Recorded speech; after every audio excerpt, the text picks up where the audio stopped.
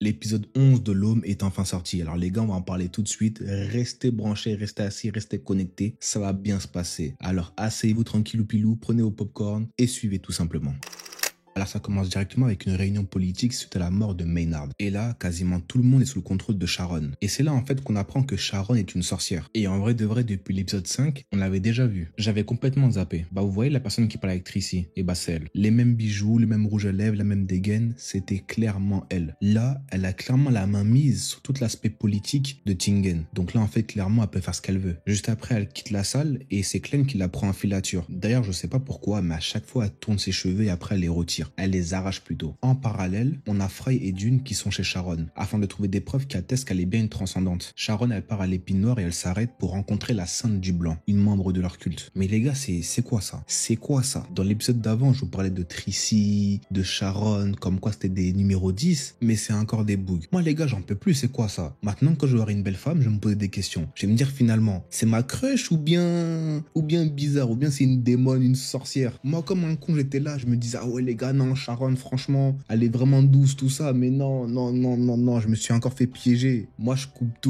tout. Maintenant, à chaque fois que je vais voir une belle femme, je vais partir du postulat que c'est une sorcière. Comme ça, il y aura pas de, il y aura pas de hé. Mais en tout cas, franchement, leur chara design, c'est du 10 sur 10, mais vraiment 10 sur 10. Parce qu'en fait, à travers leur chara design et même leur comportement, tu sens vraiment ce truc-là, en fait. Elles sont vraiment séduisantes, mais vraiment. Elles ont du charme, tout, que ce soit Tracy, Sharon, et de ce que j'ai pu voir, la Sainte du Blanc. Surtout qu'on avait un petit passage où les deux là, elles sont collées, elles sont des caresses, elles se murmurent des choses, et après, bam, Sharon elle se mange un gros pétard.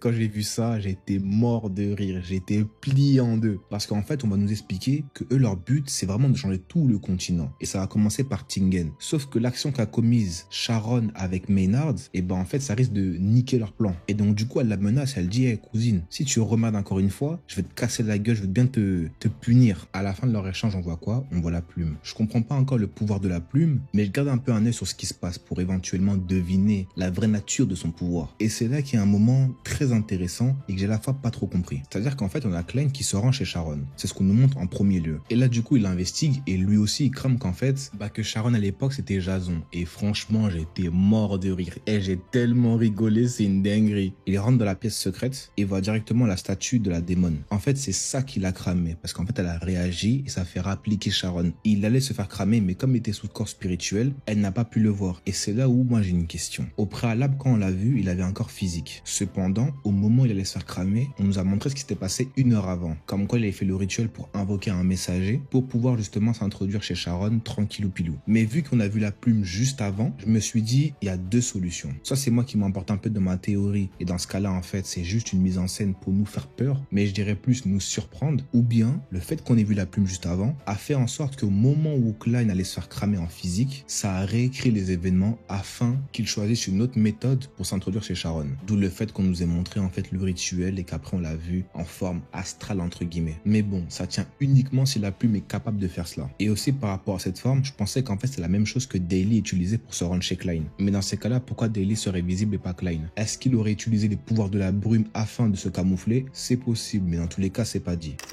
Klein il revient au QG avec les infos et du coup là il se prépare pour aller la pull-up. Il part du coup à la porte Shanice et là en fait j'étais choqué. Je pensais pas que c'était aussi grand et surtout c'était vraiment stylé de ouf. Du coup il récupère le miroir du médium et en fait l'item il est simple. Si tu vois ton propre reflet dans le miroir, t'es dans la merde. Alors là les gars c'était Peak Fiction. Peak Fiction, c'était incroyable. Donc là en fait ils sont partis pull-up Sharon. Sauf qu'elle est pas conne. Elle est pas conne la poteau. Il y a Klein qui s'est introduit plus tôt. Elle l'a pas vu mais elle l'a senti. Et eux ils partent le soir même. Forcément, il fallait savoir qu'elle s'était préparée un minimum. D'une directement, il démarre avec son cauchemar. De toute façon, lui, c'est sa technique. C'est sa meilleure technique. À chaque fois, il engage le combat avec cauchemar. Sauf que malheureusement, cette fois-ci, comme elle est préparée, et ça n'a pas marché. Klein et Kenley, ils tentent de la combattre, mais ils sont vite dépassés parce qu'elle est vraiment trop forte. Et il y a un moment où Kenley, il se mange le miroir en pleine face. J'étais choc-barre. J'étais vraiment choc-barre parce qu'en fait, on le voyait, il agonisait. À côté, justement, t'as Klein qui veut l'aider, mais il peut pas. Il doit combattre Sharon. C'était une dinguerie parce qu'on voyait que Klein était dépassé. Il était vraiment dépassé par la situation. Tellement le pressing il était hard, Klein allait invoquer le Susanoo. C'est une dinguerie de ouf, hein. Tellement il se faisait cogner, mais cogner. Heureusement que Dune est venu après, mais vraiment, même en devient c'était hard. Et je soupçonne Sharon de ne pas avoir combattu à 100%. J'en suis sûr qu'elle s'est pas donnée à 100%. Peut-être à la fin quand justement elle a revêti sa forme ultime, entre guillemets, mais quand même, ça reste quand même une séquence 6. Et honnêtement, je me suis dit, bon, peut-être qu'elle s'est retenue chouïa.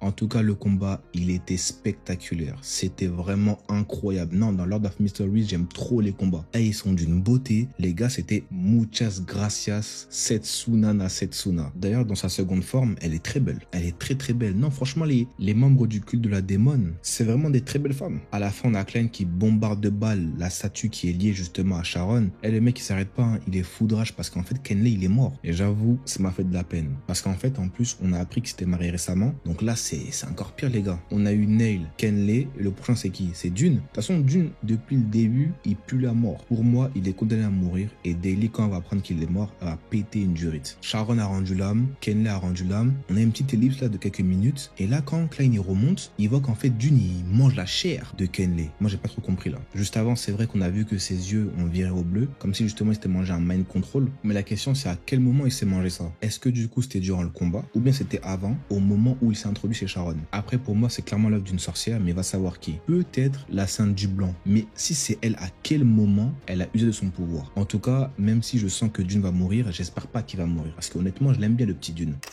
En tout cas, sur ce les passez une très bonne semaine. On se dit à très bientôt. C'était Amako. Bye bye les gars.